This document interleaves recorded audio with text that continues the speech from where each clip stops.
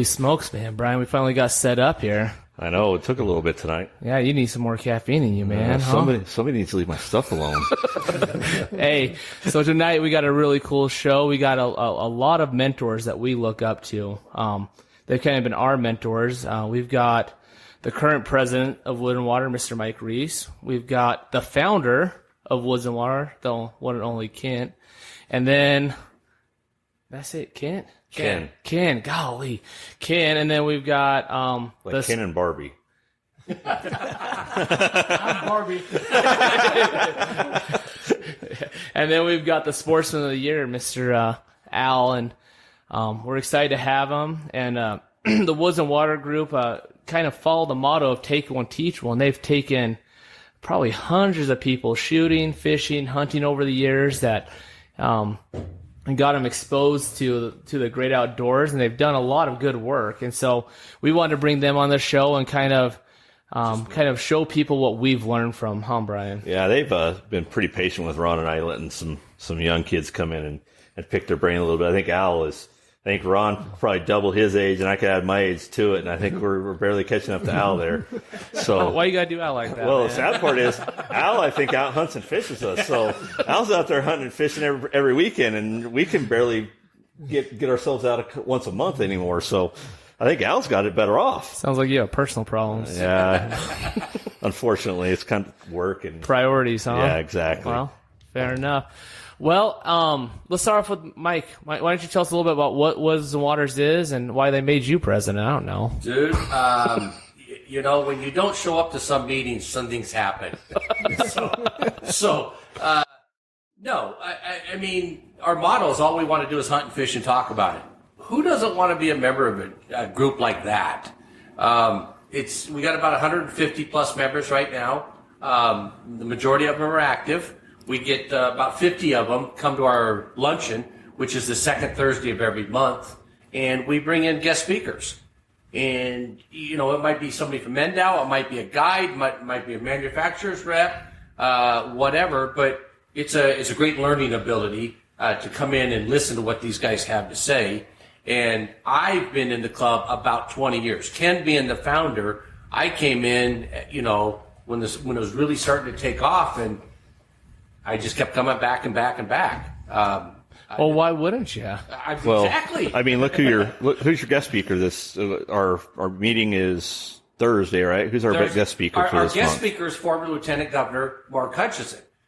But we're not a political group. But the reason that he's our guest speaker is, if somebody remembers back about 4 or 5 years ago, there was a bill introduced to amend Nevada's Constitution to make it a right to hunt, trap, and fish in the state of Nevada. As it should be. Right, yeah. Right now, it's only a privilege. Well, a lot of people don't know the face of the people that introduced those bills on behalf of sportsmen. Mark Hutchison was a co-sponsor. The sponsor was Scott Hammond. And so Scott and Mark worked the legislature, and our second session of introducing that bill, it passed with a 76% approval rating. And so I want the members of Woods and Waters Luncheon to see the face of the people that are willing to step to the mic and speak on behalf of sportsmen. Yeah, so you bring in a variety of good speakers. Well, not to mention, you bring in, even it not being a political organization, anytime you bring somebody in that has the potential, and even as an ex-lieutenant governor, he still has some clout politically, and so his influence is going to go a long ways. So if we bring him into a club like that, into a meeting, and the members say, hey, these are some of our concerns, he's still got those feelers out there. And so, absolutely. And we all know what happens with politics, especially in the state of Nevada. It tends to cycle through. So he may, we have our current governor is now the head of the university system for University of Nevada, Reno. So they all kind of travel around the system a little bit. And so you have that influence that you would need by just bringing them in and making them aware of some of the hunter issues and some of the concerns. These hunters in Woods and Waters, I mean, we've got guys that have been doing this for a really long time. That have done it anywhere and everywhere and hunted and fished just about anything you can imagine. So they're a huge wealth of knowledge, and to get somebody in there that can kind of be that voice of reason for that group is a great thing. Absolutely. And Mark will be the first one to tell you, I can't tell you when deer season opens. But I can tell you, I know you need a gun to go. No, you don't. You can have a bow. You can have, yeah. Or a rock. So we have a Democrat in the room. Yeah, it's not like he's a hardcore sportsman, but he understands the economic input that sportsmen give to the state. I mean, he understands all of that stuff. He is a strong Second Amendment supporter. He's not afraid to put his name and his image out there of, holding a gun and stuff like that. So it's great. But more importantly, the club is nonpartisan. We don't get into it. However, it's the policies and regulations that kill us. It's not so much, even though the bills have that ability, it's educating the lawmakers, whether it be NDOW, whether it be the legislature, that has the power to say, we don't think you should hunt like that. We don't think those are the ones that, we try to do it. And as a group of guys that, bottom line, all we want to do is hunt and fish and talk about it. We just don't want the conversation to be, hey, I went to my favorite quail hunting spot, and lo and behold, there's 2 bollards up in the middle of the road and a chain going across. What happened? Well, we've talked about that before, about the impact of the Woods and Waters group, right? So you go to a meeting, and it's not necessarily just a bunch of guys that like to hunt and fish sitting around talking about it, but you have Ron and I are usually there from Wynn. You've got the Desert Bighorn fraternity guys. You got fishermen there. So you got all these clubs. So it's really kind of in the motorcycle world, they'll call it a coalition of clubs, right? Yeah. So everybody can kind of come together. We can bounce ideas off each other. So now we get somebody in the room that could have some potential influence, and you don't have a voice just from a specific sportsman's group. Like, hey, I just want to go out and deer hunt. You have influence from all these different clubs, these conservation organizations, all different species, whether it's Safari International guys that are out there and they want to go hunt exotics, or whether you have a duck guys and Ron and I that are there. You're kind of getting it from all aspects instead of just one little thing. I think the problem is these guys go into, let's say, a Trout Unlimited meeting. The only thing you're going to hear about is trout, right? Exactly. They don't care about the quail. So the great thing about Woods and Waters is we've got such a wide breadth of influence with what we do. So we all kind of do something a little different. Al does everything because he's the mastermind. Absolutely. We got guys that just love to shoot, and they're out there for the shooting groups, and we have guys that are teaching CCW classes, and that's their big focus. Yeah. But we really do have a broad influence over a bunch of different subjects, and the amount of bighorn guys we have in there that have the super great knowledge on the bighorn is just incredible. It is. And one of the beauties of the club itself, even though our motto is all we want to do is hunt and fish, we do an event, at least one event every single month, except for October. We're hoping our October event is we drew a tag and we're going hunting. Well, I got a little bit of a problem with the logo or with the thing of all we want to do is fish, hunt, and talk about it. Because we should have add something about it and make fun of each other. Because I think that's more what we do in some of those meetings than hunt and fish and talk about it. We usually are busting on each other's, Absolutely. I want to get back to Mike thinking he's going to draw a tag this year. Yeah, you have as good a chance as I do, Mike. Yeah. So I'm in my 5th year of no tag. So I'm right there with you. Yeah. I mean, I feel your pain. But you got guys like Al who comes out and participates in all these different events. It doesn't matter whether it's bow hunting or a bow event. It doesn't matter if it's a black powder, pistol, fishing. Al's going to be 89 years old in June. He's our oldest member. He's our Sportsman of the Year, and he participates in all of this stuff. Al is 89. He keeps kicking everybody's butt still. Yeah. And you know what? I will tell you. Here, Al has something. That's the biggest fun is kicking the kids' butts. Yeah. I didn't know Al a whole lot before we went on the ice fishing tournament, and they were doing the poker game the night before, and I just happened to be sitting next to Al, and Al and I, we were just joking back and forth. Al didn't do very well that night. He won it the next night, but didn't do very well that night. But man, and Al's was one of those guys as well as there's a lot of guys like that. Ken's pretty good too, that you go in, and Ron and I come in there as kind of the young guys of the group, right? We're a little bit younger than most of the members.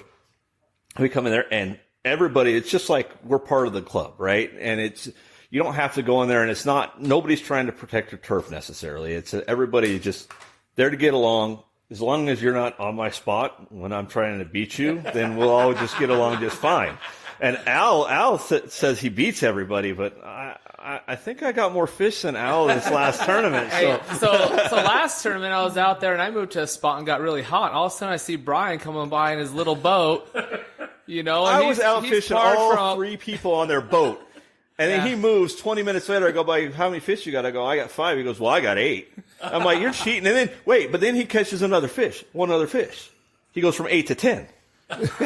You know what? It happens when you got 2 on a pole at once. Now you know why we need to up the education in Nevada. Exactly.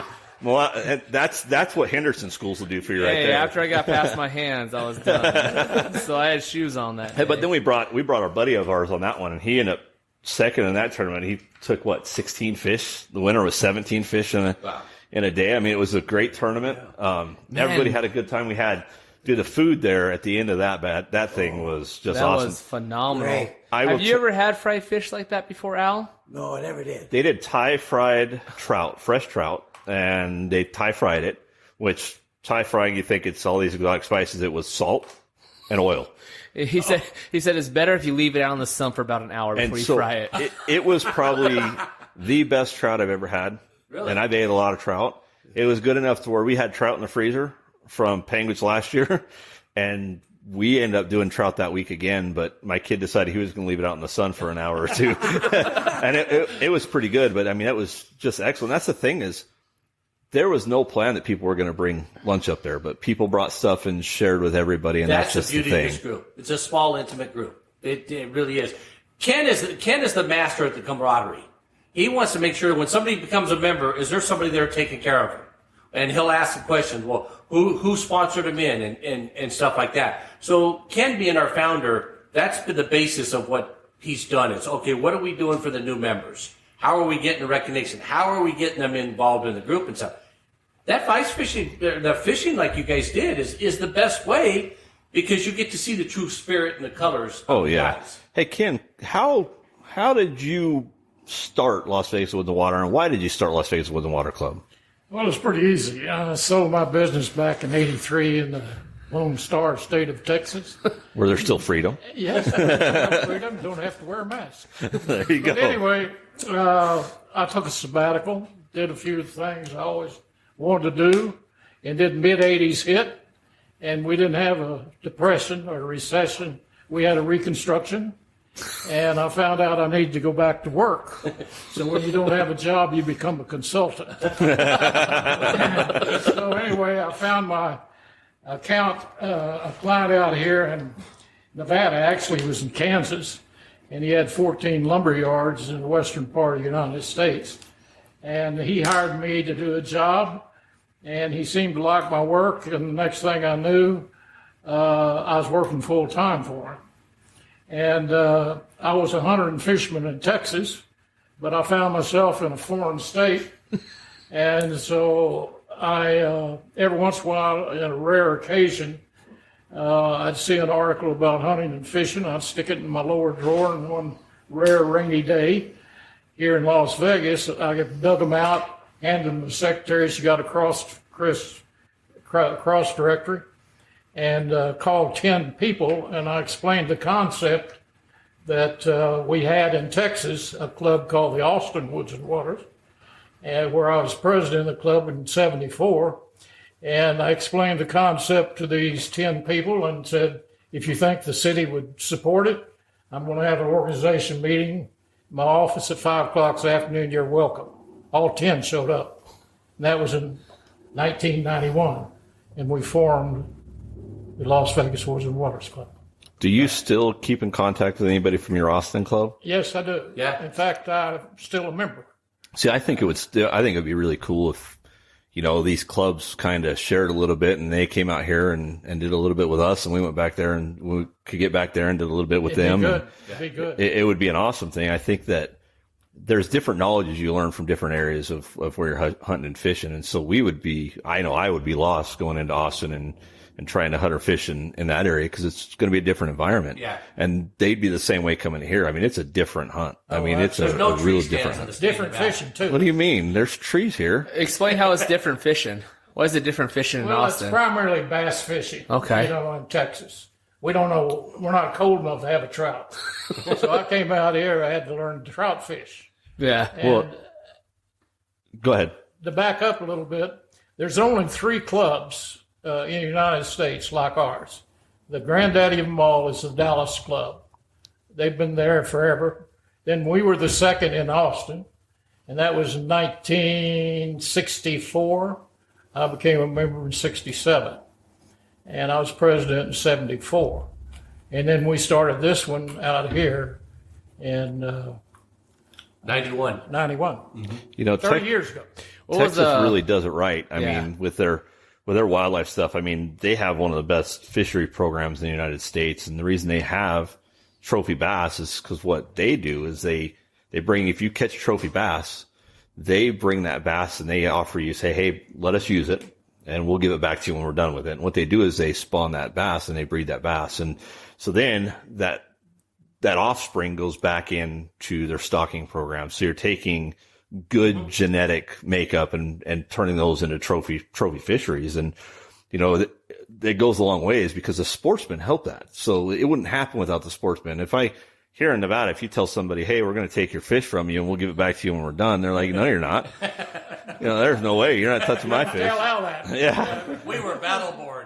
Yeah. But you know, We don't give anything away with the fight. it does. And what's happening, what you're seeing in a lot of the smaller ponds and stuff is guys will let you fish their pond. And the rule is if it's small, you got to take it. You can't put it back in that water because they don't want to overcrowd the water. So they do it right. We could learn a lot of stuff in the state of Nevada from some of the things that they do.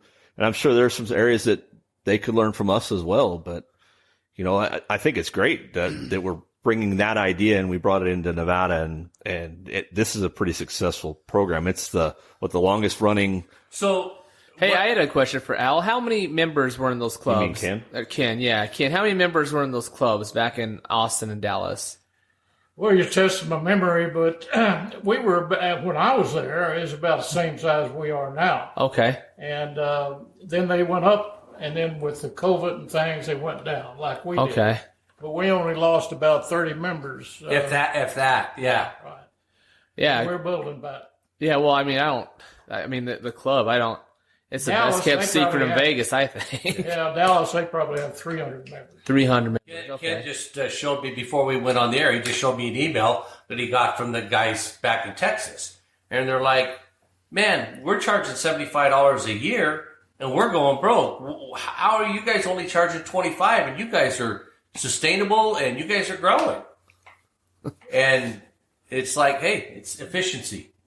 It is. And when we go to do stuff, it's, you know, the members are paying their own way to do things. And, you know, we do some events that, you know, are a little bit more expensive, but we have some pretty good sponsors with Ivan, with New Frontier Armory, providing stuff for us. And I think that goes a long ways. I think, you know, the fact that when we do our meetings and our luncheons that we all chip in $20 to have lunch, that helps. And certainly, you know, this has been a very generous club. I mean, the Woods and Waters Club, not only do we come together as a camaraderie and as a social club thing, but man, you guys run a Boy Scout troop, and you sponsor that. You guys have sponsored our clubs from time to time. And, you know, you're also giving back to that hunting and fishing community. And that's a good thing. I mean, we just talked about that the other day. Ron and I started the Win You Sportsman's program.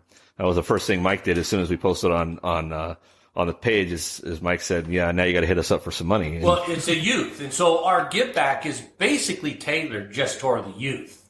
You know, so we have the Silver State Clay Breakers. We have the Wranglers 4-H. We have archery in the classroom. We got Johnson Middle School. I mean, we've got all these youth organizations like the Boy Scouts and stuff that we're trying to cultivate 89 years old. Ken's up there. When these guys are dead and gone, we need to know that somebody's coming back in to fill those shoes. You guys are the younger generation, but you guys are bringing the youth in with you. So if we hadn't attracted you guys, chances are we wouldn't have attracted the youth. Yeah, and that was the original idea between the Win You Sportsman's program was we were just going to provide stuff to other clubs, right? And so there was an issue with funding and not being able to get grant funding because the university system didn't want to deal with the NRA. So Ron and I, we can do it outside of that group and just give them what they need. But the idea was it would bring people into the Win Club to do service projects, so the duck boxes and stuff like we just did. So it would bring guys in to do that. with you guys, it's kind of the same thing. We can bring in these youth programs, bring members in through those youth programs. The great thing about like Ron and I being members of Woods and Waters is we've got kind of a living set of mentors there, right? Yeah. So these guys have so much knowledge on stuff that they're a really valuable resource to bring kids in and to make kids successful outdoorsmen and hunters and fishers. Yes. So when we talk about that stuff, it all kind of blends together. We talk about that big group mentality, and that's what we got to have. And we take care of everybody. So we take care of all the other clubs. We take care of each other. We take care of the kids. And that's the only way we're going to grow our sport. And it really is. We don't probably have as many female members as any of the clubs would like, but it's growing. You're seeing more and more of them. Yeah. It is. And, and one of the other things that we do for the youth is August is Bring Your Kid to Lunch month. So they're out of school, and school's about to start a week later or so, but the club buys those kids lunch, and then we make sure that each one of those kids go home with something. Whether it's a gift card for Sportsman's Warehouse, or whether it's a fishing pole or something, we want to make sure that's our way of giving back and planting the seed for the next generation. Or you'll even pull money out of your wallet. We had one kid show up so many times, you and pull out $100 and started giving each kid $10, and we ran out of raffle prize. And you got to watch it, because you tell Ron you're going to feed his kids. We will be broke within a year. Hey, listen, there's one way to get sportsmen into the. Anyways, hey, so back to the point of Woods and Waters putting on events and having mentors. That's what I love about Woods and Waters is you guys will go to Cummins, you'll go to Kirch, you'll go to Penguins, you'll go to Otter Creek, and a lot of the complaints about new hunters is, I don't know what to do. I don't know how to do that. But if there's a big group and you're part of that group and you're going up there, you always have someone to be around to pick their brain. And so for a lot of new hunters or fishermen, and if you don't know a certain location, it's really cool because Woods and Waters is always going somewhere new. Yeah. Well, Mike, tell them about the trip up to the Rubies you guys did. That was a really cool trip. We've done this for the last couple of years, probably 4 or 5 years. We'll take 8 or 10 guys, and we do a pack trip that's a ride in on horseback for a couple of days. We go up to Hidden Lake, 10,000 feet, 9,500 feet, and we do a fishing trip in a mountain lake. Every year we've gone, somebody from the group has set a new state record in that lake. Are you serious? Yeah. No way. We had past president Steve Linder, caught like a 17-inch. We had Cody Moore the following year go in and catch that. And, you talk about bringing some guys in. It reminded me of one of our past presidents who since passed away, Mr. Dave Amaghetti. Dave is this guy out of the Air Force, a hard charger. He stood up in front of our group and goes, guys, don't laugh at me, but I don't know how to tie a fishhook on the line. I want somebody to teach me. He goes, otherwise all you're going to get is 4 square knots, because that's all I know how to do. That's all you need. And he said, I want somebody to come in and really teach me how to do it. Well, he's one of the ones who won Angler of the Year, all around, and he tied for Marksman of the Year in the same year. He also took a bow, never shot it before, and won the event. Yeah. Wow. Yeah. Yeah, and that's the thing is, that's the great part about having so many guys out doing the fishing and hunting and shooting, and especially like the fishing. We all have a different style, right? Even Ron and I will go on the same boat. So one big gob of Velveeta. Yeah. Just throw it out. Well, I was throwing a spoon. Ron was fishing. He was bait fishing, I think. He was using power bait or something. I'm always cheese logging. If I'm fishing or trout, I have got cheese on that line. And so we saw a switch throughout the day. So I had 5, and he had none. And it just switched, and the switch went off for my spoon, and the switch came on for his bait. And Al was fishing something different. Brian Patterson was fly fishing, and I'll fly fish, but that's all Brian Patterson will pretty much do. He just fly fishes. He thinks it's a disgrace to catch it unless he's other than on a fly. He has to use bait when he ice. But that's why he does. That's why he does the most fish wins, because then you don't have to worry about a limit, because he doesn't keep them anyways. So it's all catch release. But yeah, not to pass up, but he made a comment about Dave doing the bow. When I came into Woods and Waters, number one, I had never shot a bow, not one that you didn't lick the end of the arrow and have it stick on the mirror. That's about the extent of my bow. That's what I was deer hunting with this year. Yeah, but I had never done a black powder in my life ever. And so with that, we go to the event, even though I don't have a black powder, somebody else had one there, and they let you borrow it. We supply the ammo, the stuff like that. But that, I mean, you talk about a well-rounded group of sportsmen. If they're involved in it, they're going to learn how to shoot pistols, the pistol silhouettes. You're going to shoot black powder. You're going to shoot the 3-gun shoot, a 9mm pistol. You're going to shoot the 223 semi-auto. You're going to shoot a fully auto machine gun. How crazy is that? Which is unbelievable in itself. Ken's probably sitting there going, we never did that in Dallas. Ken, you didn't. That reminds me of Dallas, a semi-auto or full automatic guns. That sounds like Texas. But this is Vegas, and we're the town of entertainment. So if it wasn't for this town with that and having Mr. Famagetti help really get it off and going with doing the fully automatic machine gun, I mean, boy, are we ever going to hunt with one? No. But to introduce somebody to that and let them shoot ammo prices nowadays. Yeah. I'll go duck hunt with one. Yeah. Al's got something here. Coming up in a week and a half, we have our spring feast, and Mike runs a sporting clays competition while we're out there. And that is really great. The best feast there is right there. Some crawfish, some mud bugs. Yeah, mud bugs. Oh, man, those are delicious. We actually fly those in straight from Louisiana on Southwest. Kyle Otto. They have to wear a mask? Nope. Kyle Otto will go down to Southwest, pick it up, Louisiana. Take them on up to the Clark County Shooting Park, and he'll do all the fixings with it. So that's another event that we do that's free to the members as far as the food and stuff. Crawdads, shrimp, potatoes, corn on the cob, and then we do the sporting clays event. It's $50, but for that $50, you get to shoot 100 sporting clay targets. You get a golf cart. It's a 4-man team, but it's an individual score, and there's always about $10 a man left over to go into a Lewis class. And if you shoot good enough, you might have been able to pay for your shooting. You got to explain what a Lewis class is.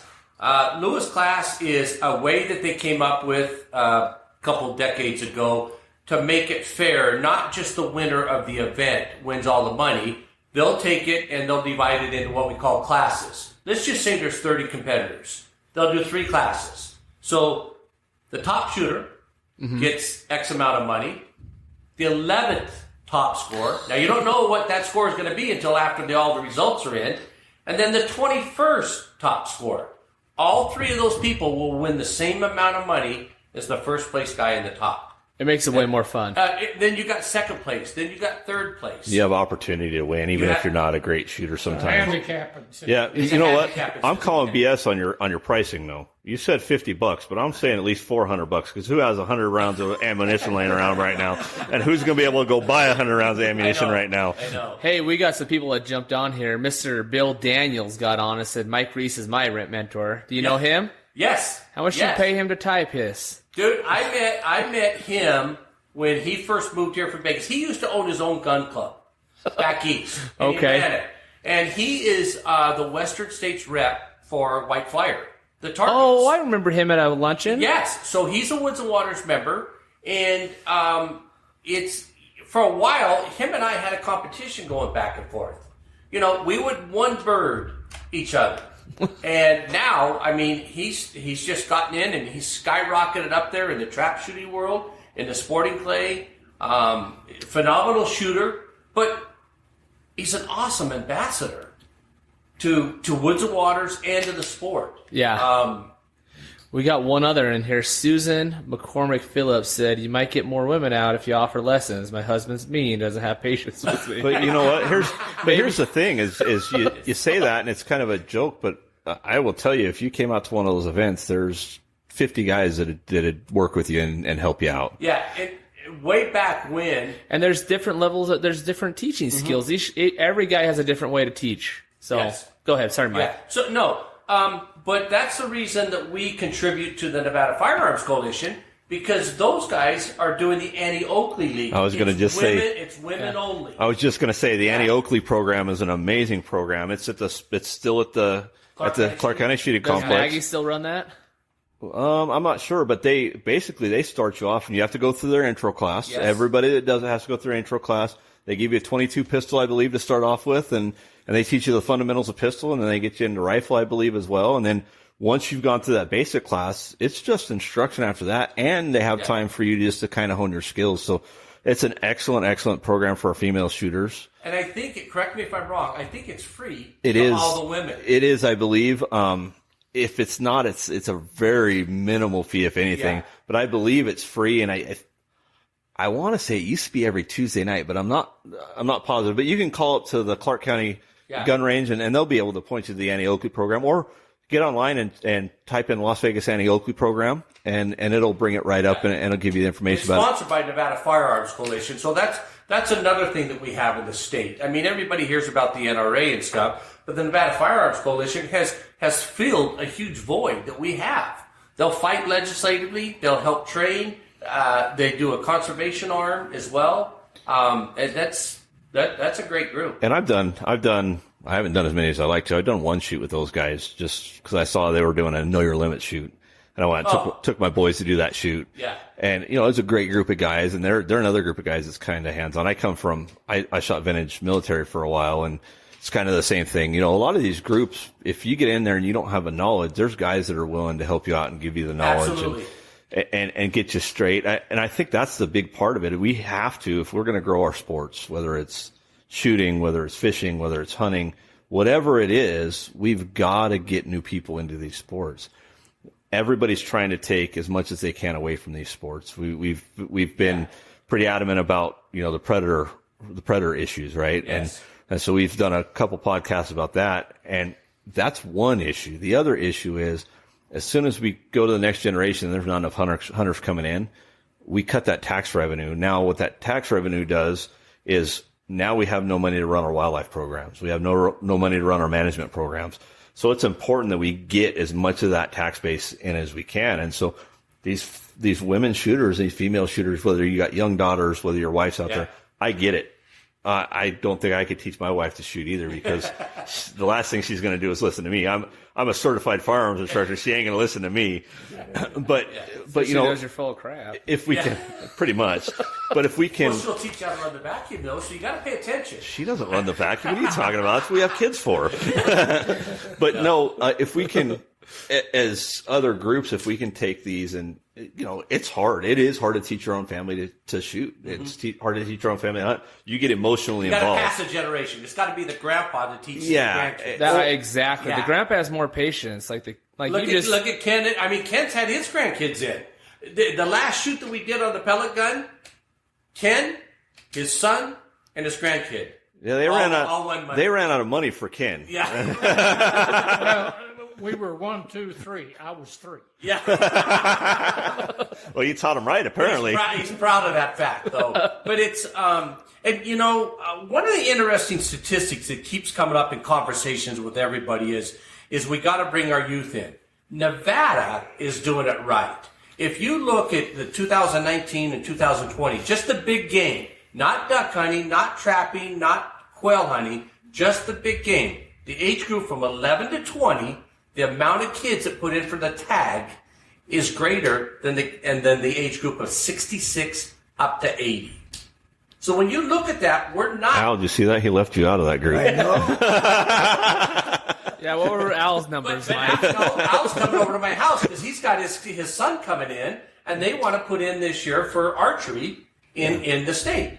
His son lives up by Smith Valley, but it's not growing at the rate of our generation. Our generation, everybody hunted. You were frowned upon if you didn't hunt. Well, there's so many things, but we didn't have the opportunity. We didn't have computers. We didn't have cell phones. Exactly. We had Little League, we had Pop Warner, and that was pretty much it, and you had hunting. Do you remember that I sent you a TikTok a while back? Do you remember that one? Like, it says, give the best piece of hunting advice you got. And it says, your grandpa used to shoot him in a red shirt and blue jeans. Yes. So the best thing is to shut up and sit still. And so it's kind of an important thing. So we look at even the kids coming into the hunting sport. So back in your day and even somewhat in my day, it kind of sort of changed a little bit when I was in high school. Is, guns were not thought of as a bad thing back in all. your generation. My generation, it started to go towards more of that. You know, I was graduated in 93, so it kind of went more towards that. But what we see is a lot of these youth programs that are around, like 4-H and stuff like that, those programs are geared towards kids that either already shoot or already hunt, right? So they're into the program. The trap leagues. Trap leagues, those kids shoot all the time. Yeah. So when Ron and I decided to do this Win Youth Sportsman program, and when we got the funding to do this, it's geared towards those underprivileged and those kids that would not otherwise have the opportunity to go hunt and fish. So I think it's important that not only that we promote the youth and the female hunters, but those demographics that would never be able to afford it. So you have a minority community that knows nothing about hunting. That doesn't mean that they're not going to be great hunters, right? But they've never been exposed to it. So how do we get these kids exposed to it? How do we get them around people like you guys that have that underlying experience that can explain things in a way their parents aren't going to be able to explain it to them, because they've come up in a world where hunting and shooting is bad, a lot of them. And the only influence they have with firearms is being a tough gangster kid, right? And so we have to change that narrative and get them in the right direction and get them into an appropriate way to move forward. And a lot of these kids, they're in a bad situation. So we bring mentors in to mentor these kids up. Yeah, it's interesting that you brought that up, because the NSSF, which is the National Shooting Sports Foundation, has done surveys about when you were coming out of high school. From that point forward, we have more single family parenting. Okay, in my generation, I'm the guy that had the shotgun hanging in the gun rack in the back of the truck, and I had it ducks before school. I had to hide mine behind my seat in the car. Yeah. So what the NSSF did is, and they're the ones who put on the SHOT Show and stuff, they said, okay, we got to get with the manufacturers of the guns and the ammo. We got to get kids involved. So what the NSSF did is they started what's called the SCTP program. Scholastic, named after the school because it's an educational clay target program. And that's why you see the trap leagues today, because of that, because for the first 5 years, they did that. That was all across the country. Then they converted it because you had the ATA, which is the Amateur Trap Shooting Association, had been around for a century. They handed it off to them. They started it. They handed it off to them, and now it's called the AIM program. Yep. So they did that. But here in Las Vegas, we have a Nevada Youth Shooting Scholastic program. Lend a hand helps put that on. But there's 6 or 8 clubs in the state that signed on with it. Just like Ken said, when Woods and Water started, Ken said, I sent 10 emails out, I got 10 responses. Linda Hand did the same thing with Yerington, Reno, Washoe, Elko, and went to these groups and says, do you need a program for your youth? They said, yes, we do. Okay, well, let me set it up. Let me go get the insurance. Let me go do the criteria. Let's do the background checks, and let's go do that. Woods and Waters donates $500 every year to that program because they've got certified coaches, they're NRA instructors, and they're certified, background checks. And so that, I believe, is what started a lot of people of the youth that we're talking about hunting, but in order to go hunting, you got to learn to shoot first. Absolutely. And that's how they introduced them to, now, do you think you could hit a dove going 40 miles an hour? It's like, well, I don't know. Well, let's go try some skeet. Let's go try some sporting clays. And so that was their brainchild of how to introduce to the youth, get them away from the computers, get them away from the social media, and get them away. I mean, you have BMX bikes, you have skateboarding, a lot of the stuff that we didn't have. And it's been highly successful. And our demographics for Nevada, I can't speak for the whole United States, show that Nevada is holding our own and in some areas is growing in the youth category. Where you have a little bit of a gap is, so my kid, obviously he's multi-time state qualifier for 4-H shooting, and he wanted to do the program through his high school. So there's a few high school leagues, and there's a Nevada high school league. The Clark County School District was adamant about they are not allowed to do any of that. And so anything short of but they changed their position. anything short of filing a court case, it's not going to happen with the Clark County School District. That Brian actually tried him a lot. Yeah.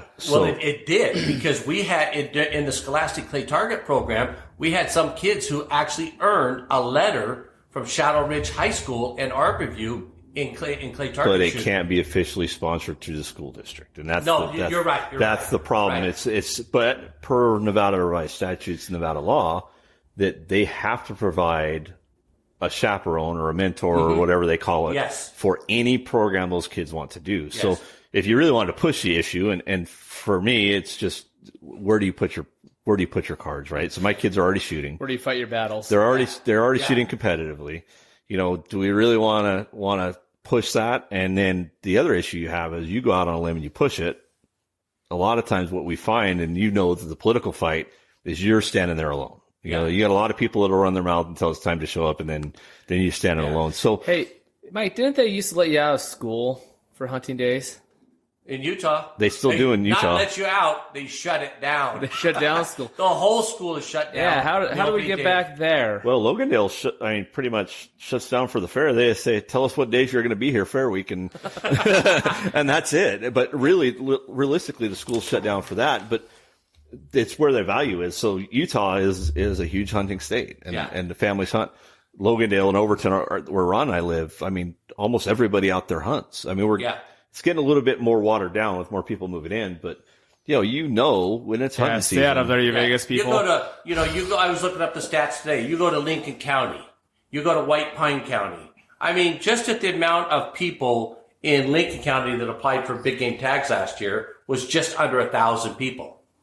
In a county that's got 10,000, so 10% of the people, they may hunt, they may waterfowl, they may upland game, but this was just on big game. So, in 2020, there was 225,000 hunting and fishing licenses sold in the state of Nevada.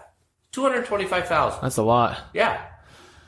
Hey, I want to get back to Ken. Ken, what was your favorite event with Woods and Water? Like Dallas or Vegas? You got any good stories from events you've been on? I'm sure you got a few. I have a million. Well, that's what I wanted to hear tonight. I want to hear the stories. But back to youth. Okay. The Austin Club, of course, it's different there. 90% more plus are private landowners. So we'd get ranchers to give us their doe permits, and we had a program called Operation Orphans. And we'd sponsor the kids to come out, give them firearm safety, and harvest the doe. Now, we can't do that here. But we have our hunting and fishing is the key. The leadership, we've been very fortunate. Mike here and others, he's our four-time, we normally rotate presidents every year. And we have a second vice president, first vice president, and it rotates, and we elect 5 new board members each year and 15. So we try to keep new blood, new fresh ideas that are coming into the club. Now, Mike, he stepped up. He's been such a good president, we won't let him go. I missed that meeting. Well, don't worry, we threw you under the bus pretty quick, too. But to answer your question is, every one of our events is an event worth we talk about. Yeah. We in Austin never did have near the events that we have. We have 15 or we do about 15 events a year that are actually what we call sanctioned. They either qualify for Marksman of the Year or they qualify for Angler of the Year. But we do events like the pack trip that I just talked about. Yeah. Ken's son and Ken helped put on a Yuma dove hunt. Well, that's an event, but it doesn't fall under our monthly event. But we do that once a year. And then, sometimes we'll go do a spring a goose hunt back in Kansas. Al, I think you've been on that before, haven't you? Yeah. So even though those are Woods and Waters event, those aren't what we call a honcho event where you get anything for going towards your Marksman of the Year or Angler of the Year or the all around. So we've got about 12 of those events, but then we add on our goose hunts, our dove hunts. and all that other stuff. So we're up around 15 events. They just had a bunch of guys You'll go. stay busy. They had a bunch of guys go pheasant hunting. Recently. Yes. Down there. Two groups. Yeah. Al and I went up. See. Brian's got I guess there's a thing at Woods and Water that when you go out fishing, like someone always loses a stringer of fish. I've heard that's happened multiple times. Do you want to tell them your story about your stringer of fish? Have you already told Al about this? That was the first ever Woods and Water event that I went to, right? So I don't tournament fish. It's never something I've been into. I go out and I have a good time to fish, right? And so we're out there, and Ron and I start the morning out, and we are slaughtering it. And we got our buddy Jared with us. Jared impressed me. It's the first time I've ever seen anybody catch a shrimp on a fish hook. And so we're making fun of Jared, and we're just killing it. Well, I caught about a 26-inch trout, right? 26-inch rainbow, beautiful trout. And so I'm like, of course, it could have been 30 inches if it got away. It could have been 60 inches, But yeah, it's a couple of inches every time he tells a story. I'm looking at that fish, and I'm thinking, well, this could possibly win this tournament. That's the biggest fish I've ever caught, and so this could win this tournament. I'm like, I'm pretty stoked. We're fishing, and we kind of moved a little bit, and Ron's fishing, and he caught another fish. And it was getting windy. If you guys were out at that trip, I mean, it was time for us to come in. Now, where were we? We were at Panguitch. Yes. So we're coming in, and Ron catches another fish. It's the smallest fish we had for the day. No, so it started getting really choppy, and it started rocking that boat. Yeah. And we're in a little John boat, so that thing's just really whipping. So we're like, we're gonna go back to the dam because it gives you a little cover, but it didn't. And I pulled in a fish, and I was putting it on the thing. It was the smallest fish we caught all day, the Ron and I. And so he's going to put it on. I had to put that in there. Yeah. Well, no, because it adds to the story later on. But so Ron goes to put the fish on the stringer, and he decided, you know what? Screw it, I'm not going to put on a stringer. I'm just going to throw it on the bottom of the boat. Tipping. The boat started to go crazy, right? So then Ron's like, we got to get back to shore. So he guns it back to shore. About 5 minutes later, he goes, where'd that stringer of fish go? The whole stringer, and we'd limited. Ron and I had limits, but both of us limited out. And so this stringer fish is gone. The only fish we had was the smallest fish in the boat. And Ron's like, hey, you can turn it in for points. And I'm like, no, you can have it, Ron. It's your fish. You can have that fish, right? That smallest fish that we had won third place. Wow. And so we lost our fish. So then Jared, the funny part is Jared had never been to anything Woods and Waters. Never been to a single Woods and Waters event.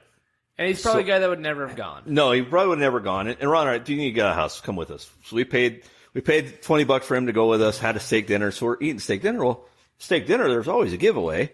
So they're throwing out gift cards. Well, Jared wins a gift card. And so they throw it to him. He catches his gift card, and I just look at him and go, Jared, congratulations. That's the first thing you caught all day.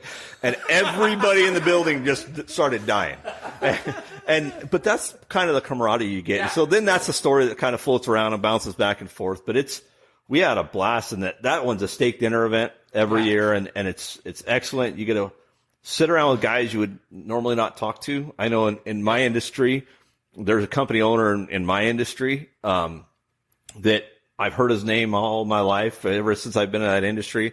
And you sit there and he's just one of the other guys with it. So you do get to see guys and meet guys, and you get them on a more personal level. I think there's something about getting outdoors and shooting and fishing and hunting and sitting around a fire. Yeah, or just sitting around a group and just cutting up that you build a little bit of a bond, and you can't help it. So, Alice, Sportsman of the Year, do you have any stories like that, being with Woods and Water for a while, that are just comical that you could think of? I know I'm putting you on the spot. We could come back.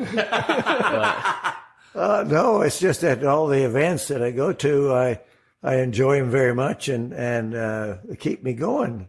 The hunting and fishing, I work out at least 2 or 3 times a week just so I can hunt and fish, because I go goose hunting, and I got to lay down blinds. I got to get up and back down and get on those, and go deer hunting with my son in the mountains. I got to walk up the mountains. He says, "What's the matter, Dad?" And I said, "Wait till you're 80 and see how fat you get." But they're always on my case no matter what. But that's why I work out. If I didn't have the hunting and fishing, I'd probably be a couch potato. I don't know. Gosh. Well, there are some pretty good stories that come from these events. I think Galindo Taberti, had lost a fishing pole at the beginning of an ice fishing tournament. And a couple hours later, he caught his fishing pole with somebody else's fishing pole. And somebody else caught his fish that he'd hooked up but took his pole. And so then the discussion was, well, who gets credit for the fish? Yeah. We have some interesting times at Woods and Waters. But it is fun.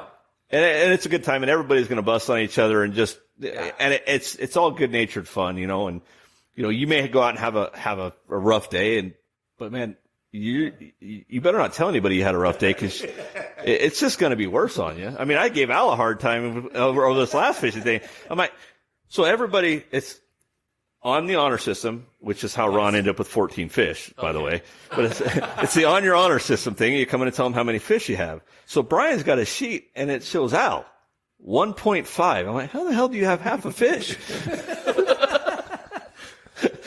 He got one up to the boat. He counts that as half. Well, then I had at least 6 more. I was on that pontoon boat. Yeah. And I got it to the boat, and I had the net back here, and I turned with the net, and I raised the fish up out of the water over here. So when I got the net, I didn't have the fish. At least you had a net, because I forgot mine at home, and I go to swing it back into the boat, and now I'm like, as soon as you get that fish out of the water, man, it's early season. They get a little feisty, and they pop right off that hook, and I probably lost 6 or 7 that way, right at the boat, just pulling them into the boat.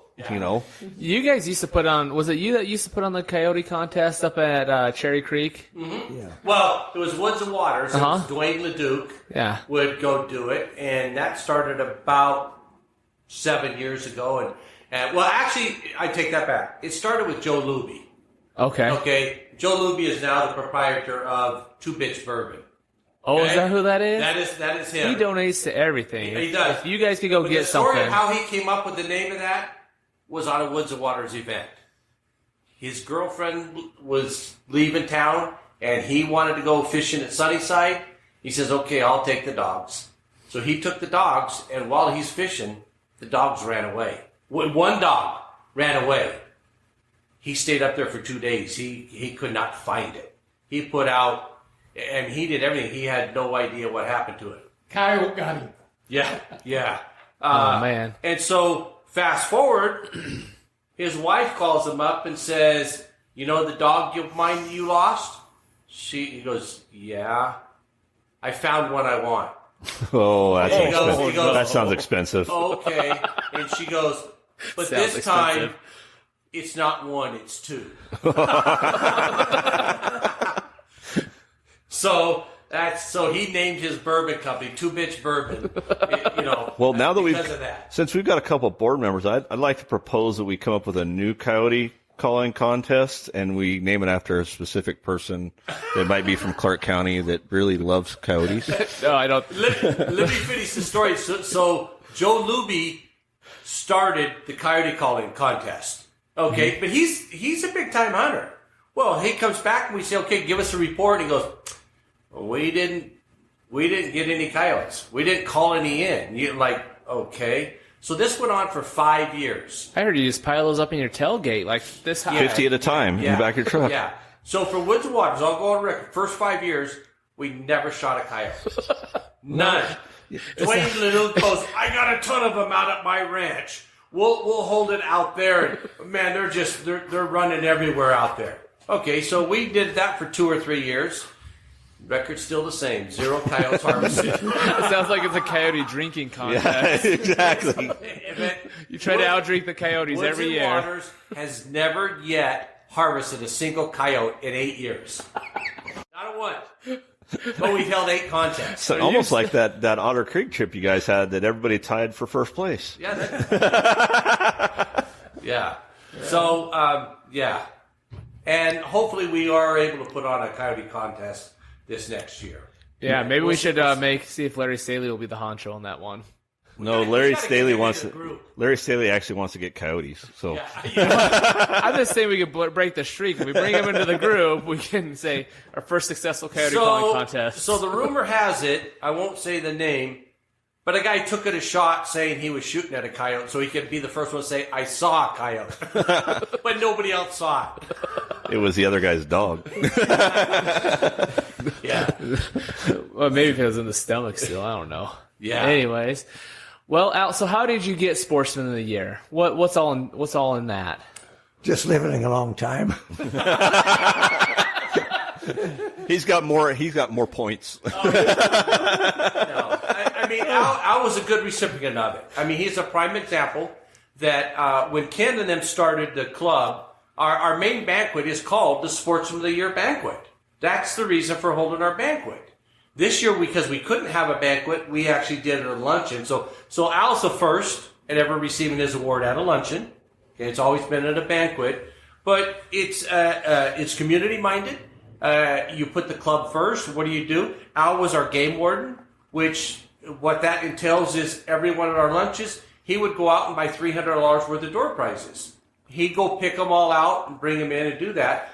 But Ken's been very active in all of the events. He's done every one of our events at least once. He's been very active in that. He's helped with the banquet before he ran the front door. So it's the involvement in the club, but it's also outside of the club. What have you done in the community? Well, he's 89 years old, and look at the shape he's in. I mean, I don't care whether you're a fraternity member or whatever. He could actually go hunt sheep today if he had to. So with that, I mean, he's our oldest member in the club now, but he's done. Everybody in the club loves him. Well, and I'll tell you, from a personal standpoint, I think he's a great ambassador for the club. I mean, Absolutely. I really enjoy being around Al. I mean, that poker tournament, I mean, we had a good time. Al was showing me his hand. He's like, what the hell am I supposed to do with this? So to Al's credit, this was the first time that we had a tie. We had to go to a tiebreaker. So as our chairman here, we said, what are we going to do? I said, well, you're the tiebreaker vote. And so how much did Al have to pay you then, Ken, to get that award? Just so I know for next year. Al was one of these guys that says, I don't care about awards. I don't care about certificates. But he was the most proud guy ever seen that. Yeah, he was standing pretty tall that day, that's for sure. He couldn't wait to get home to hang it on the wall. yeah, You got that right. very well deserved award. I couldn't, with the people that were nominated, I said, why am I up here? And then when he called out my name, I said, you could have pushed me over. Well, I think, like I said, I think you're probably one of my favorite people in that group, Al. You really are. You're a great ambassador for the program. I mean, Ken's great, Mike's great. There's a lot of great guys, but I was telling Ron, I'm like, Dan, I hung out with Al a little bit. I'm like, I really like Al, you know? Well, that's why he's Sportsman of the Year. There you go. Because Brian likes them. That's why. That's But no, and that's the thing is you get these guys, and we all have different personalities, right? So we're all going to gravitate towards a different type of guy. And we got some guys that a little bit more aggressive than other guys, and you know, some guys are pretty laid back, and you know, everybody will find kind of their place to be, and it's the great thing about it. Hey, let me give you an update from Facebook here. Elkie Nelson got on here and said that she's showing up to take over the group with women. And Elkie's an awesome photographer. That's like a challenge. Well, she's an awesome photographer If she is too. there, she's going to make all you guys look good while you're fishing. Her I'll show you after the show, but she takes pictures of our dogs in the Retriever Club. Really? And they are just... I wish I could remember the name of her photography thing. I'll put it in the comments, but she is just phenomenal. And then Rush Johnson says, Al is a card shark. Don't let him fool you. He won the second night, so I think he was just kind of luring people in to give him a false sense of security so more would sign up the next night. The way they do their card games is everybody puts $20 or whatever it is in the pot, and they just divvy the chips, so they just split them. Absolutely. Everybody gets the same amount of chips, so there's no necessarily monetary value. It's 1 chip or 2 chips or 3 chips. He lost the first night without. I mean, you made it halfway through, I think, Al. First night, About far, yeah. and then the second night he just wiped the floor up with everybody. So, Well, if you take hunting, fishing dead serious, this club's not for you. I take it pretty serious, and it's still a club for If me. you want to have fun, how can you not have fun watching an 89-year-old guy put everybody else to shame? Well, and you know what? I will tell you, there's. Well, he was out on the ice fishing Yeah. too. Yeah. He wandered out on the ice. But there's a certain amount to that. If all you want to do is go and win a competition, that's the only thing you're there for. Anyway, I will tell you though, Jared Brown and I are about the 3 most competitive people you will ever meet in your entire life, and we love the club, even if we don't win. I mean, but Jared, it was funny because Jared comes in with 16 fish. and there was somebody who was 17, and I'm like, I don't care as long as Jared doesn't win. So Jared's out there, and we got Robert Gaudette in the middle of the boat. Jared has his lines out, and Robert Gaudette keeps throwing his lines over Jared's lines. And Jared looks at it and goes, "What are you doing, playing defense?" And it's funny because Gaudette's Gaudette. Yeah. You know, he's his own character. He doesn't even care about winning. He was this. Yeah. And Jared, you know, he's LDS, and so he's pretty mellow. And Gaudette just was letting it loose. And Jared's just sitting there laughing. I mean, what are you going to do? Just laugh. He has a very colorful vocabulary, and we all enjoyed it. Yes. It made the fishing trip that much better because and you know what? He'd reel another fish in, and you're like, what's he going to call this one? So, you know, you're going to meet some of your lifelong friends. Yeah. And for me, I moved into retirement community. Okay. I finally came of age, and as a kid, I built the clubhouse, never dreaming that I'd live in this community. Guess who my neighbor is? It's Al. I'm sorry, Al. I didn't know where Al lived, and I was more excited that we moved in and Al's our neighbor. Well, you know, the funny thing is you get into this program, and it's such a different group program. This podcast here wouldn't exist without the Wood and Water program. No, it would not. Because the reason we started this was to kind of try to get the bugs shook out to do something for Mike, and then it kind of picked up, and then Mike started his own, and so now we've got our podcast. Mike's running, I think, 1 or 2 podcasts now. He may be up doing to all the live, but I need you guys to come teach me how to convert them into a pod. We created an animal because Mike might be up to 9 by the end of the week. I don't know. I was talking to Mike last week. He's like, "Hey, I'm thinking about doing a podcast with this neighborhood," and I was like, "You're out of control." Yeah. I just actually bought another. But Mike loves to do it. He's a doer. Yeah. And that's what a lot of the Woods and Water guys are. They're a bunch of doers. And when you get a bunch of doers together, you're going to have a wild time. It's, you know what? You talked about that pack trip. Mm-hmm. Jalindo Taberti, I've known him a long, long time. It was 13 miles on horseback going up. But with the pandemic going on and the heat down in Vegas, and it was hot up there, we just wanted to get out of town. We got up to 9,500 feet. We got off the horses. We tied them up and took the saddles off and stuff. And there was a half a day of fishing in front of us. Jalindo and I sat around the campfire.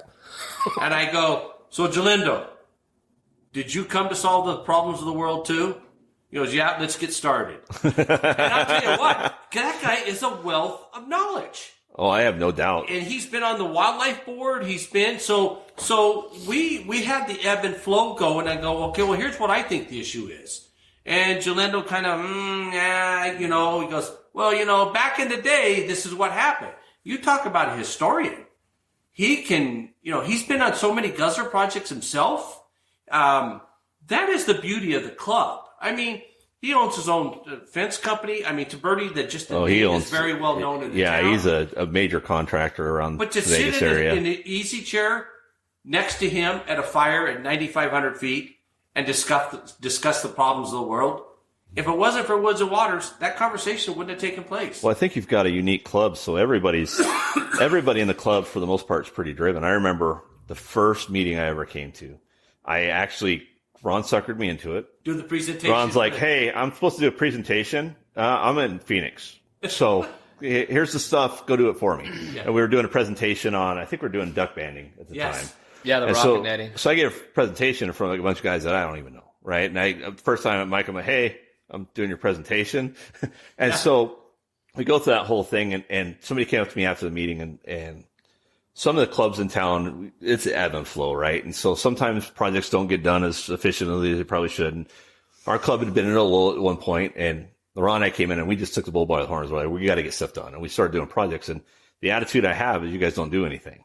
And then 6 months later, I go back to another meeting, and it's like, we can tell you guys are in the club now because things are getting done. And this Woods and Waters group, it's a group of doers. And what you have with a group of doers, whether they're sportsmen or whatever they are, they're going to be successful. So there are some successful people in that club, and there's successful people around that club. And it's not because they're in the club. They're in the club because they're successful because they're doers. Yeah. And so for Ron and I we're go-getters. I mean, we're not going to sit around and let somebody else do it for us. We're going to go take the bull by the horns and get things done.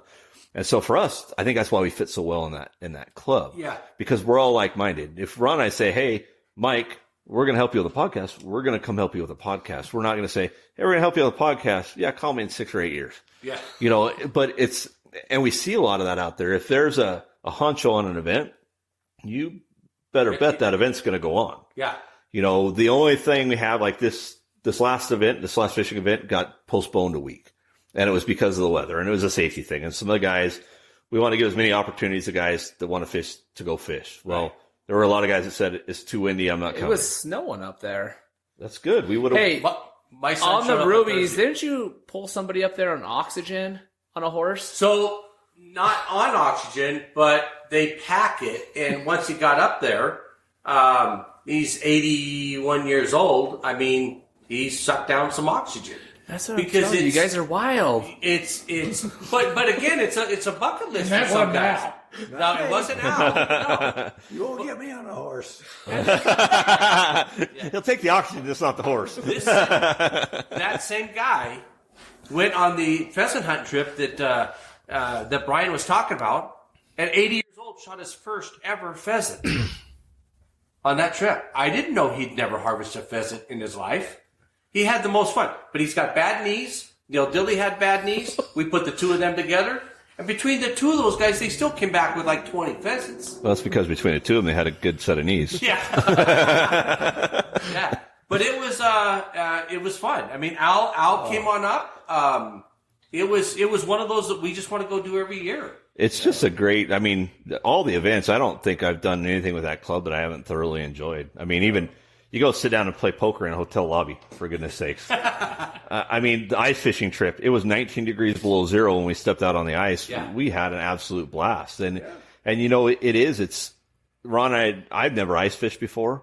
So you're learning new ways to do the same things you love to do a lot of times.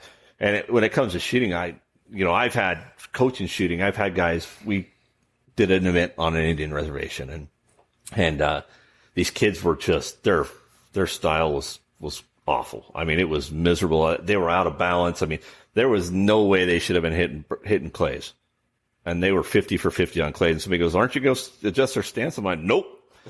You call me when they start missing and I'll go help them. But until then, you let them shoot how they're going to shoot. But there's so many different ways to do things that you can find something that's going to accent your way of doing things. Ron and I fish together, and we don't fish necessarily the same way, but I learn a lot off of Ron. We have different ways we like to do things. I catch a lot, and Brian fishes a lot. Yeah. That's right. There's that old sticker with the thing with the game warden, the cartoon, and it's that game warden comes to the guy, he's like, hey, where's your fishing license? He goes, I don't have one. He goes, well, I have to write you a ticket for fishing without a license. He goes, I ain't fishing because I never catch a damn thing.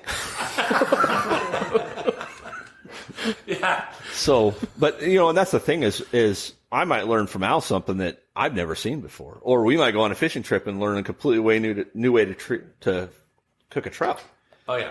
And that's the thing is with people, it's how much knowledge can you get, right? Yeah. And too much in the world now. It's like, how much can they give me? Well, all you need is their knowledge. If you got a little bit of their knowledge and you took time to get a little bit of their knowledge, the rest will come. Oh, absolutely. Al being my neighbor, I took him out one day. He wanted a lesson in shooting sporting clays. Well, I knew that his occupation was a pilot. So we go out to the station, and before we go out, I got talking to him. I said, so Al, what exactly is crabbing? Oh, when you got that wind coming in like this, you got to turn that aircraft like this. And I'm like, okay, so you make an adjustment, right? He goes, yeah, and then at the last minute, you turn it straight and you set her down. I go, okay, well, this target's coming into the side. You got to overshoot the runway a little bit and bring it on back. So he shot phenomenal. But his face just lit up because he started hitting targets. It's like, wow, this is just easy. They're right in front of me. I said, yeah, it's just like, it's like you back at the controls with the sticks and going, oh, I don't need to read the manual on how to do this. I can, it's going back to the basics, but there's so much knowledge out there that I'd say, okay, so Al, what do you do if you overshoot the runway? How do you know when you've got to, pull it on up? The stories that these guys tell is unbelievable. Yeah, and there's a world of knowledge in the group. And everybody has a different occupation. They all do something a little different. And I think it's funny because you talk about how you get a different shooter to shoot a little bit different, a little bit better. So I was doing a 4-H when I was doing my 4-H certification. So you shoot, I think in one day, I shot 500 clays in one day. Okay. And it was ridiculous. I mean, we were just shooting all day. And I was having issues. I mean, I couldn't hit the broadside of a barn from the inside with both doors closed. So all of a sudden, one of the sections we do is we talk about eye dominance because that's a big thing. Yes. Well, I'm cross-eye dominant. Okay. I still shoot right-handed. I have to close my eye. Okay. That's just the way it is. So you're left eye dominant. So I'm left eye dominant. Okay. I've always had to do that. That's the way it's always been. I shoot instinctively on handgun. I shoot instinctively on shotgun most of the time, just because that's the way I always had to learn. And I'm just having a tough time. And so one of the things was they wanted you to know what it felt like to switch hands. Yeah. So a kid that's now cross-eye dominant, you want them to shoot with their dominant on their dominant shoot side, left-handed right? when they're normally a right-handed. So like my kid, Yeah. he always shot right-handed. He goes to his first 4-8 shoot, and they're like, "Hey, switch hands." And after that, he went 0 for 6. He went 6 for 6 the next 6. Yeah. Just switching. So for me, I went to an unnatural side. I've never shot left-handed my entire life, and I shot the next 5 clays because it forced you to go back to the basics too. Yes. So it forces you to go back and redo everything. And I know when I'm missing my clays, I know what I'm doing as I got to pause in because I've been a rifle shooter for so long. You get a good sight picture, you stop. Well, I know that's what I'm doing when I'm missing clays. Yeah. 9 times out of 10, I'm behind the clay. I want to ask Mike a question, see if he could help solve that conundrum that we had at Paranagit this year. When we were in the wind, the wind was coming at our face. Was it coming at our face? Yeah, wind was coming at our face, and we missed like 15 ducks in a row. Oh. 15. Now, are they going away from you? No, they were right down in? at our decoys. That was the closest we'd had them all year, I think. Yeah, they're landed in our face. They're landed in our face, and we pull up, and we're like, boom, miss, boom, miss. And they get out further, we go, boom, and they fall. And in our defense, we both had brand new chokes in our guns, and we didn't pattern them either. So we're like, eh. Okay, so 2 things. Number 1, almost every shot wing shooting requires a lead. Some are small, some are big. You cannot shoot a lead if you're not looking in front of the target. Instinctively human, we say the target is that duck. I want to look at that duck. And when you look at that duck, the gun goes to that duck.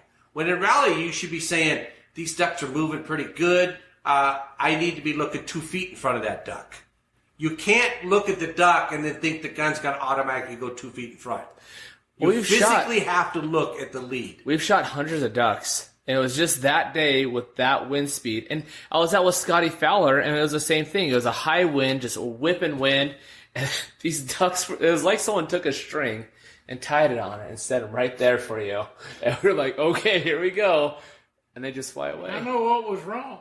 I don't know, man. Peppermint schnapps. Yeah. If you can get Rondrick and peppermint schnapps, we're gonna have a game. There's more issues than that. A lot of people lose, I'm not going to say lose the depth perception, but they think it's a 20-yard shot when it's really a 30 or 40. Maybe. And when you look at it and you say, okay, when they're right at you, you think they're right at you. But if you had a guy to the far right or the far left, it goes, dude, those things were 35 yards away. No, they're not. They were right there in front of us because it looks visually to you, they're right there.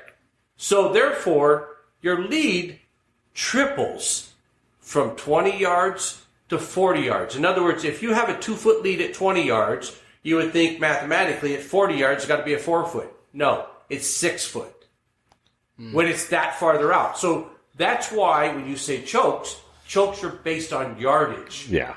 So it could have been mischoked. But if they're really as close as you think they are, I would question, were they really a 20-yard shot versus... No, they were in. I mean, they I were in. wish I could decoys. go back in time and drag Mike out there with me and be like, let's sit out here, You know, Mike. I think part of it is you're so used to, especially you get out to where you're shooting somewhere like Overton or something, and you get used to having to take shots that you're really not taking, and then when that one, it's just kind of like that 2-foot putt, right? Yeah. You miss a 2-foot putt, not because you can't make a 2-foot putt, because you don't shoot 2-foot putts, and it was that was good. Let's pick it up. Let's go. Yeah. but it's kind of funny because you get those that should be your easiest shots sometimes. And what I did is I switched my ammo up, not this season because I couldn't find it because Remington went out of business, but But before that, I was shooting the hypersonic, and it's 1,750 foot per second. Okay. And it took my lead down to almost zero. Okay. And it's just because that's getting so fast. But the reason that 20 to 40 yard difference is so big is you're fighting two things. You're fighting speed getting to it, so it takes longer to get to that extra distance. But you're also fighting an additional coefficient of drag, right? So the faster that round goes, the more drag it is, the slower that shot's going to be at 40 yards.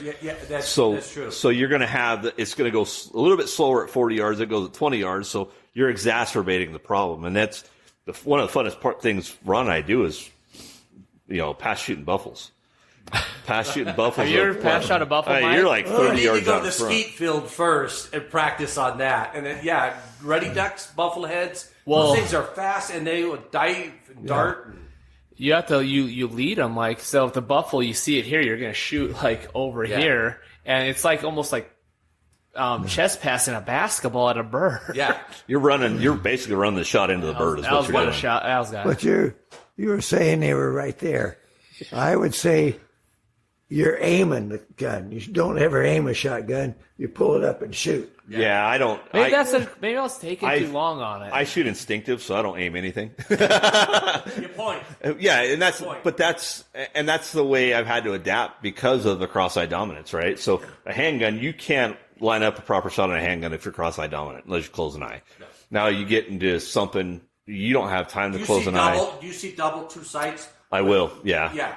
That's common with most people. And so for me, I just learned to shoot instinctive. So wherever that gun's going, that's where my round's going, and that's the way I taught myself to shoot.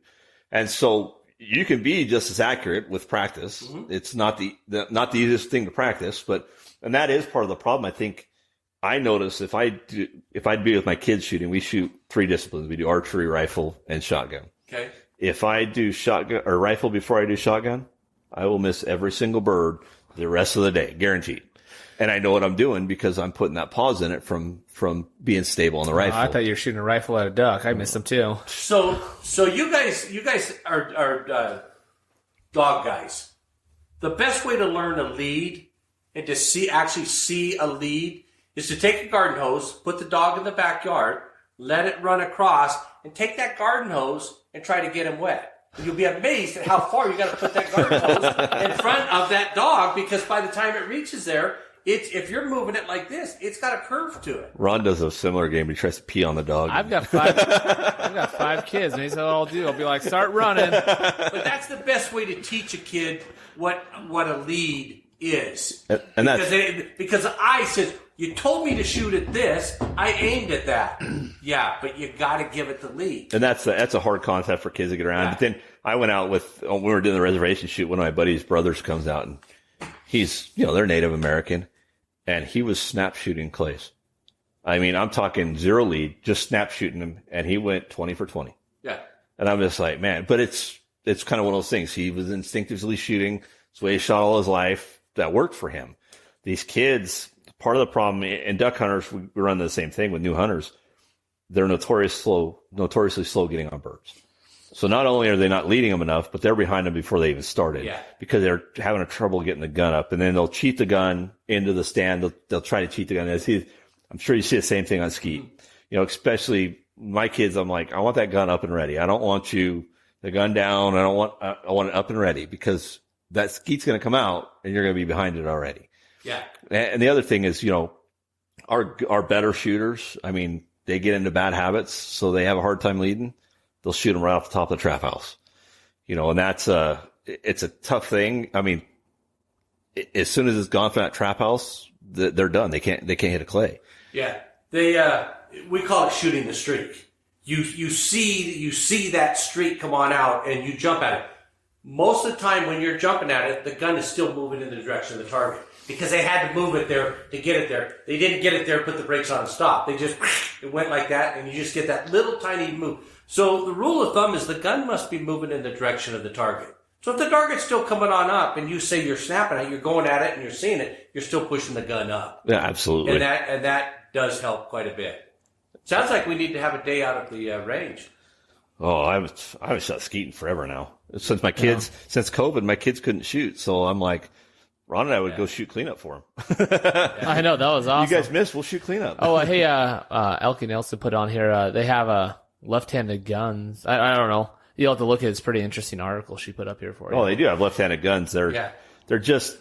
The actions are left-handed. It's cripple stock is what it's called. But also, they're an offset stock. So the stock comes actually across your body into the right position. And they're custom-made stock. And then also her photography thing is a triple mark photography. Triple mark photograph. Yeah, makes sense. She does do awesome work. Yeah. Super nice girl, We're looking too. for a club photographer. Yeah. There you go, Elkie. You look like you I don't know if she can make me look good, but we'll see what she can do. Should make your dog look good at least. So My dog always looks good. Yeah. Anyways, well, I think we're getting past my bedtime, Brian. Yeah, I know. Al's gonna kick us out. So get the heck out, or I'm gonna whoop on you. Let me do a plug. Okay. Our next event is our luncheon, which is this Thursday, 11:30. Actually, 11:15 to 1. We actually start our program at 11:45, but the lunch is served about 11:20, 11:30. Okay. Our guest speaker is Mark Hutchison. Okay. We do $300 worth of door prizes. Doesn't cost you anything for the raffle ticket. That's included with your meal. Okay. And then our next event is the Saturday for the Cummins Lake fishing. And then we move into April. We're into April. Our next one after that, April 17th at Clark County Shooting Park, is our spring feast, where we'll do the crawdads, the mud bugs, and all that stuff, and we'll do 100 targets in sporting clays. Sign up for that is at 8:30 in the morning. Man, the food is free. I've heard that is the most people's favorite event of the year is a spring feast. It is. Yes. It is. It is. Yeah. Because we all like to eat. Yeah. I do too. You didn't say, When I grew up, I used- where it was, where the luncheon. Oh, the lunch is at Las Vegas National Golf Course. We use their banquet room in the back. The address is 1911. Who can forget that number? Okay, for a hunting club. It's 1911 East Desert End Road. It's between Maryland Parkway and Eastern on the south side of Desert End. And it's in the back room. If you walk through, kind of past the pro shop, it's right off to your left. Need to have a mask on as you're going into the clubhouse. We don't want the businesses to get fined or anything. But because you are eating, it's just like every other restaurant. Once you get in, you can take your mask off and start eating your food. All the food is served banquet style. Perfect. Yeah. Buffet style. The kid has something. Buffet. Growing up, I used to use crawdads for fish bait. Yeah. Now I eat them. Yeah, exactly. We all eat them because they're good and they're nice and tasty.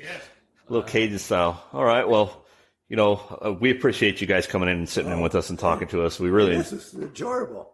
yeah, we enjoy you guys for sure. I mean, we enjoy having great guys in on the podcast with us and just hanging around with great guys like you. Ron and I probably ought to plug, we're going to be at the 4-H Festival and FFA Festival in Logandale this weekend, which is kind of taking the place of the Clark County Fair this year. We'll have our booth and we'll be recruiting for mentors for the Win You Sportsman's program. So if anybody's not going on the other stuff, if they want to come by and see us, for 10 o'clock in the morning till 10 o'clock at night, Thursday, Friday, Saturday. There's a rodeo going on each night at 6 o'clock. There is dancing and music afterwards, and everything's free to get into. So come out and support some of those clubs, man. It's great to have good mentors like you guys in the program. And as always, if you're going to go out this weekend, make sure you take somebody with you. If you're going to take somebody with you, make sure you try to teach them something. If you can't take somebody or teach somebody, make sure you hunt hard.